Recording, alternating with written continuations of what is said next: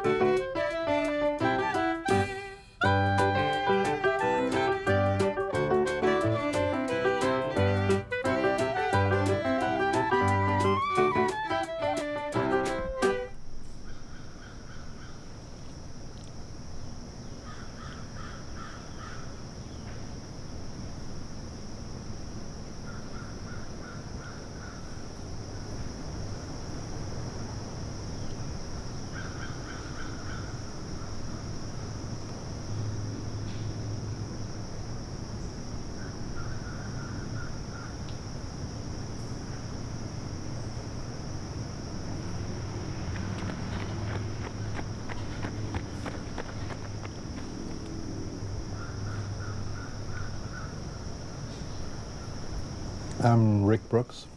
I work at the University of Wisconsin. I live here with my wife about a block from West High School. Our two kids grew up mostly here in Madison.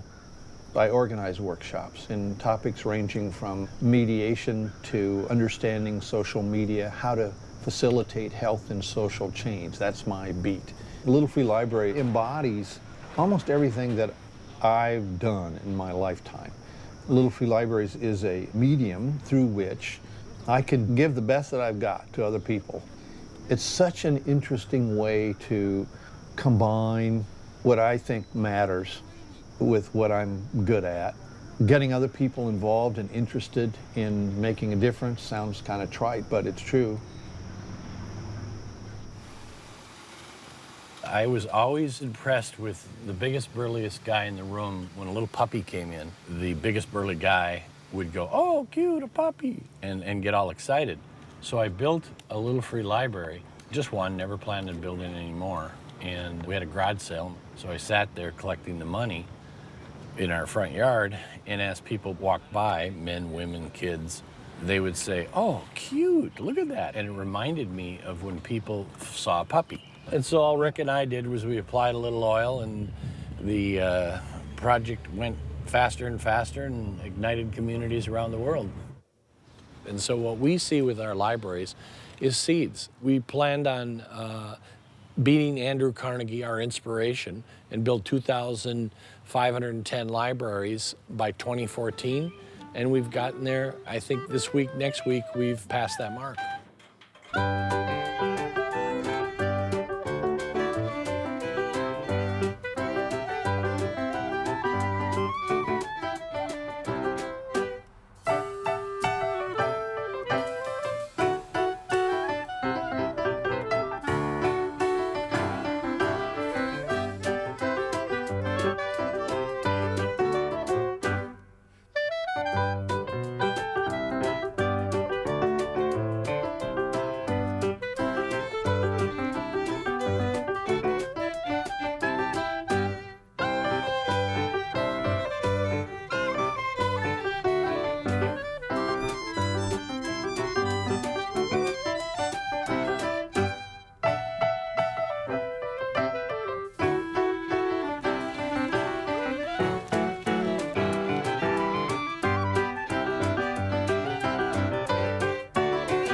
Good morning. This is an old Adirondack chair my father-in-law had built many, many years ago. Rick and I were talking, and I just said, I'll start a map. Let's get on the computer so that people can get a sense of where they are, not necessarily because they're going to drive to find them in other cities, but that has happened. They've gone cross-country and actually found these libraries step by step, sort of as a thematic field trip. But just to have a sense of where they are in your own neighborhood so you can find it on the ground. Here's a picture of it. Here's a little bit of the story about it. We can't put too much on at this point, but there is a picture. One of the good things that happened was that the library spread so quickly that there was no way that we could manage exactly a number of how many there are. Did Rick tell you? I got an email, he did too, from somebody that in part bought their house because it was on MLS. People are selling their homes showing that they have a little free library in their neighborhood. And then they get back to us and say, in part I bought the house because that's the kind of neighborhood I want to live in. This is a grassroots thing. It's neighborhood by neighborhood by neighborhood. And if you start getting into the marketing business or having someone market in a commercial, consumer sort of way, then I think we're getting off into left field.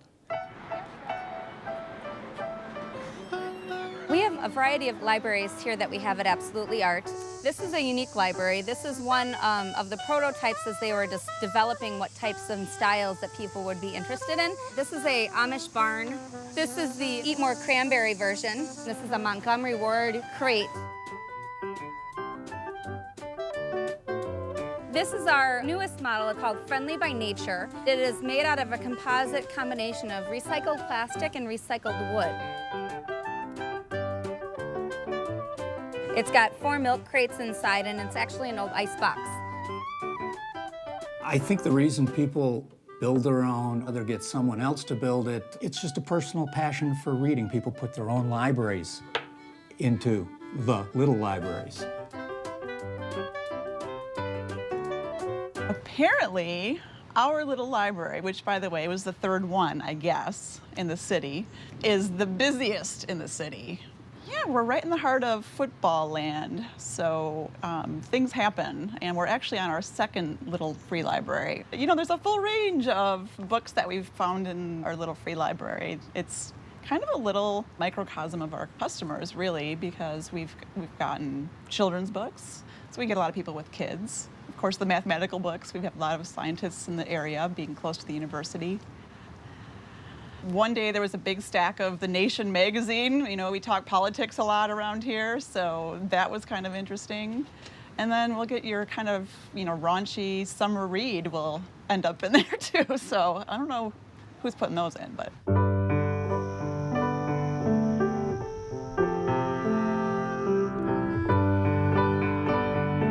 Richland Center is a rural community. It's about a little over 5,000 people here in Richland Center, and Richland County itself only has 17,000 people. And you have that hometown touch to it. I didn't grow up here, but you don't have to grow up here to be part of the family.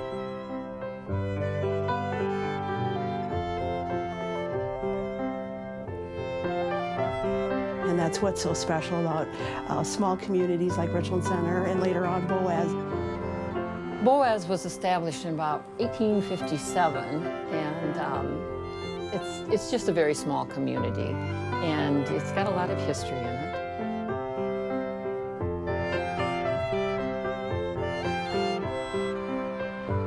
I heard about Little Free Libraries on the radio, and I got very excited because I love libraries. I consider them treasure boxes. Boaz doesn't have a library. Boaz doesn't have a school, it doesn't have a feed mill, it doesn't have a post office, all the things it used to have. And we lost the bookmobile 20 years ago. And the idea of having a little library that's a treasure box that you have in your community is pretty exciting. And I thought the place to put it would be Boaz, connecting it to 4-H, because 4-H does community service, and to me, having a library would be community service. I called Rick and I told him what Boaz is like and how much we really need this. And he said, usually people build them. And I said, I think in Boaz, we need to see one first. We need to have a little free library so that we'll get energized by a little free library. And so he agreed to find one for us if we would pay back. I said, perfect.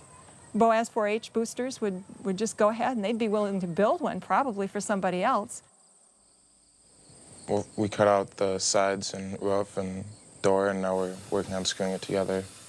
And then we'll probably finish it up, paint it red, put some shingles on it, make it look like a barn. It's been fun and interesting to learn the story of how it started and be able to know that I'm helping a different 4-H club.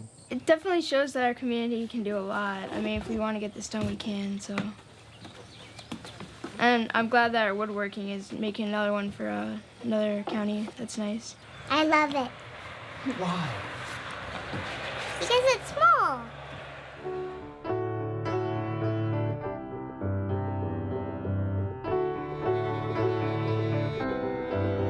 After Rick and I built a few libraries and put them in Madison, we knew that we needed another builder.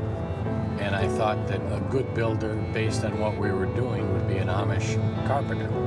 So I started to roam around the Amish territory out of Cashton, and I was looking for barnwood signs. So I banged on his door and started talking to him with what I wanted.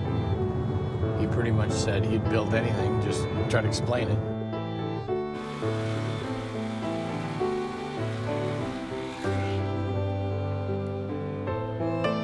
We've been working together for about 2.5 years, and we figured it's north of 300, more like 400 libraries Henry's probably built for us.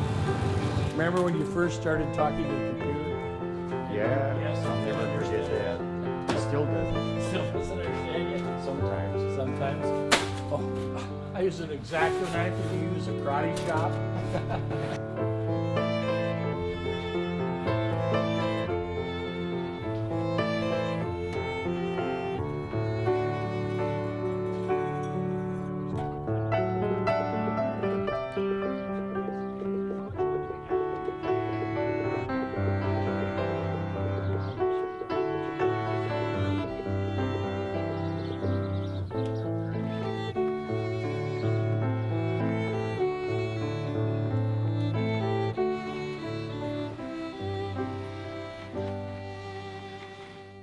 I originally saw the first little free library outside of Kazuma Cafe on Atwood Avenue, and kind of looked at it, thought it was a really neat thing because I'm a librarian for a profession, and got the idea of purchasing one of these little free libraries in memory of our daughter, Leah Marie. We've been living in this house for 25 years now, and the park has always been like our backdoor neighbor. It was a long odyssey. I naively thought we could just put it up in the park. And when Rick went to the park board, they told him that he couldn't put it there. It eventually, in the spring of this year, led to my going to the Park Commission with my proposal. Lots of documentation that I would be the responsible party for the Little Free Library. I went to the Parks Department. I had to go to our neighborhood association, and they actually had to sign responsibility in case Wade and I move or pass on. We then had to go and call Digger's Hotline. We had to have the Parks Department come and pick kind of a location so that it wouldn't impede the lawnmowers. There were so many different obstacles along the way, but finally, it took about 9 months. We have erected the library in the park with all of the legal documentation that was necessary to put it there. Our original intent was to have all children's books in the Little Free Library because it's near a playground. We wanted children's books with a nature theme. Sometimes we'll find books in there from, the works of Shakespeare or Moby Dick, and some great classics, etc., but not quite, fitting in with the theme of perhaps a Little Free Library in a playground. It is hopefully going to encourage literature and words into people's lives in ways that might not have otherwise happened.